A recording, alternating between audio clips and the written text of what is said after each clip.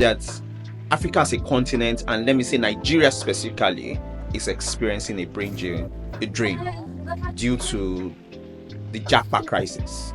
Is that really true, or is it just something that is being propagated on social media? In reality, and sadly to admit, yes, it's happening, and it's happening in our very eyes, especially for occupations that are highly technical. So the country, Nigeria now, is going through some economic crisis or interesting turn in the economy.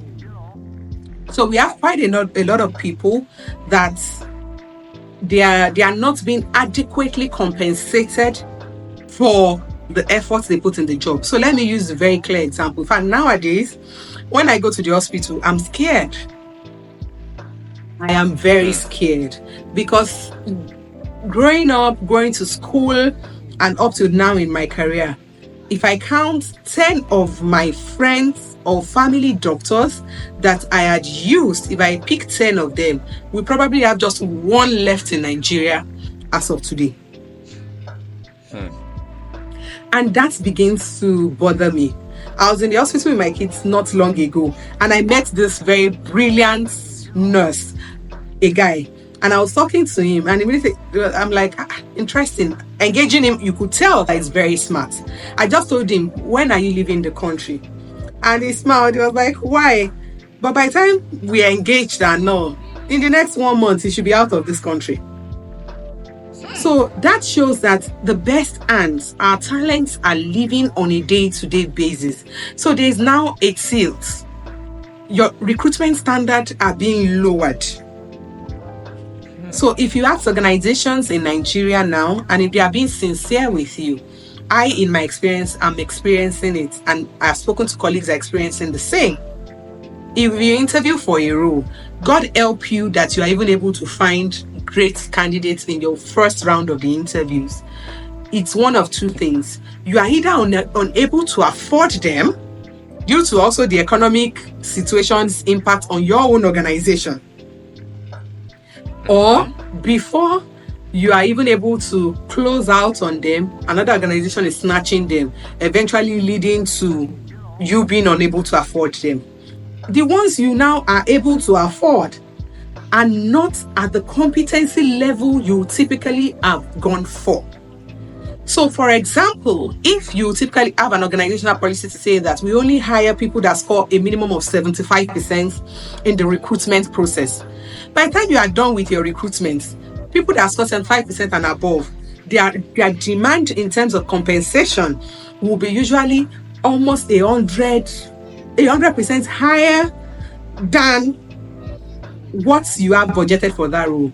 In case where they are not, you need to be certain of their reason for wanting to join the organization and why they are not leaving. I've hired superb candidates. They came on board, we were able to hire them, and about 6 months down the line, they tell me I'm relocating. So they already had relocation in the works. So it was not just that you just found a shiny object and you just quickly jumped on it. If they are not relocating, the next available highest bidder is snatching them from you. So HR now, you need to begin to think and rethink that, how do I keep the talents that I have, especially if you don't have a deep pocket?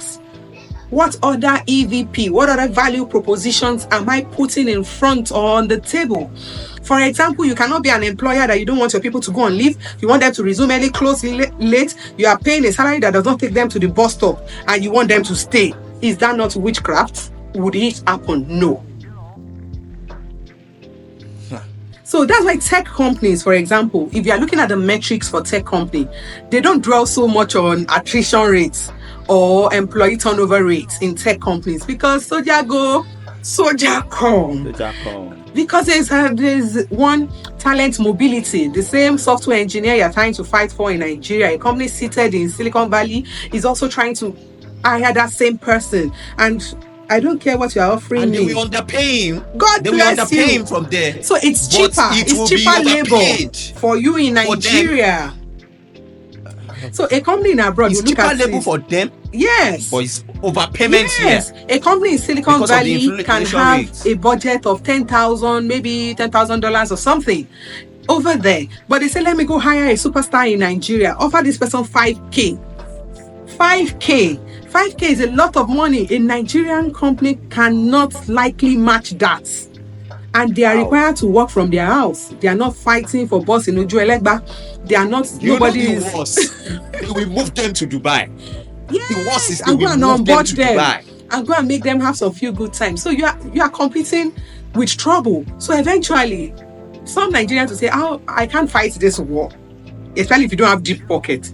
So you see that you are looking for other things as value proposition to attract this talent, or you just rest and say that I will hire in the middle category and train them or upskill them to the level that I want. What my power can take. Yeah, so you pick your strategy, but is it happening right before our very eyes? Every single day, one of my prayers as an HR leader is when an employee calls me or sends me a message, "Hi Adewunmi, can I see you when you get to work?" Or "When are you free to jump on a call?" I'll first of all go like, God, especially if you're one of my superstars. In my mind, I'm like, God, I beg. God, I beg. Because where do I want to start from? God, I beg. But people will say, then you pay them. Yes, people say, if you don't want them to go, then you pay them so much. How do you define so much? Competition for talent is ridiculous, especially your company is also a Nigerian company that is also going through the same crisis. The same crisis, the same inflation. And what people don't understand is it becomes a circle. Because if I'm paying more, it means my cost of production has gone high. Absolutely. So what I would do is that I'm going to increase the cost of my services. And now you have to pay more for what you would have gotten cheaper. And if you're not because now my careful, cost of what is happening in a lot of fintech startup companies in Nigeria now is, so you do all of that drama. It's a circle.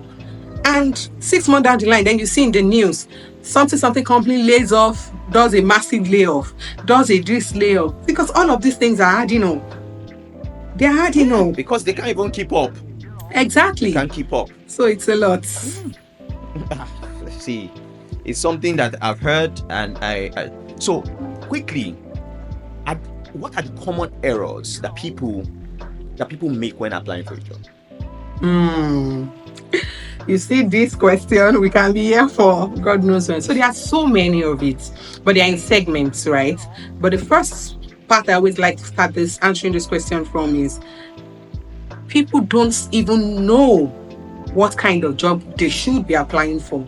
If I got $1 for each time somebody reached out to me to say, "Hi ma'am, I'm looking for a job," and I say, "Oh, what kind of job?" You say, "Any job, I just need a job. I'll probably be a billionaire." You reach out to me to say you want any job. What exactly does that mean? Are you looking for an MDCU job or a cleaner job? So they don't even have clarity when it comes to their career. And once that foundation is faulty, every other thing is a problem. That's the start. Everything you don't know what you're looking for. So every other thing, I mean, if the purpose of a thing is not known, abuse is inevitable. You yourself don't know the job you're looking for. So how do you begin to decipher which one is good for you, which one isn't good for you, which one will ground your career before it takes off, and which one would help you accelerate? They're not thinking of the career. They are thinking of the money. They are thinking of what to eat. So they are like, how much would they pay? It just reflects, yes, it reflects sometimes that people are unserious, but it also reflects the state of the economy too. That people are hungry and they're just looking for something to survive. Absolutely. So one of the things, if you go a lot on LinkedIn, you will see a lot of protests of people saying, "Oh, I've been hired as a contract staff in this company. I'm also a graduate, yet they are paying me this amount, but the people hired directly under the trainee scheme of the company are being paid 300% of what I earn." And part of the ways this thing starts, when I'm hiring for my organization, I have a role, and I've clearly stated in this role that this role has been evaluated to not be a graduate role. I do not want to hire graduates. Then you bring people to interviews, and before you say two things, I tell you, you're a graduate. And they say, the state of the economy. So I had to remove it from my CV. So if I was not able to pick that, then I hire you. You get into the system. You find out how much graduates are earning and how much you are earning. Bearing in mind that you deceived the system because we were desperate for a job. But the noise or the story then and changes. That role was not for a graduate. But the story then changes to become they hire you as a contract staff, they are paying you peanuts, and this is how much they pay graduates. So there's a bias, there's a something in the system, inequality in the system, without giving the full story. But you were desperate at that time. But that's one of the ways people don't even know what they want. They don't have clarity when it comes to their career. The other thing is, what is your strategy in your job search? What exactly is your strategy? It's bomb every company. That's the strategy.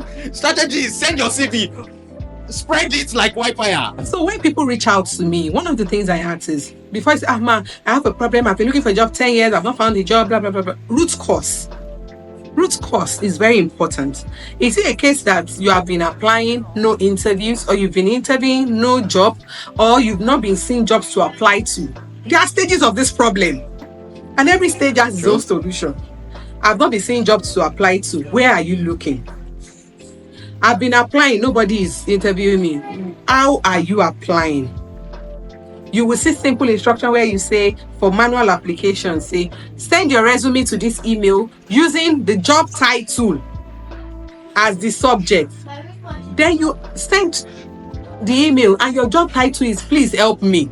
Ow! Forgetting that the person that told you to use that job title, probably they have the emails that are coming in. So when they want to start the recruitment process, they sort that email using that job title. They have a system that just picks it out. So you are lost within the system. You are never found. So how is that anybody's fault? In fact, this one is not even your village people's fault. It's your fault.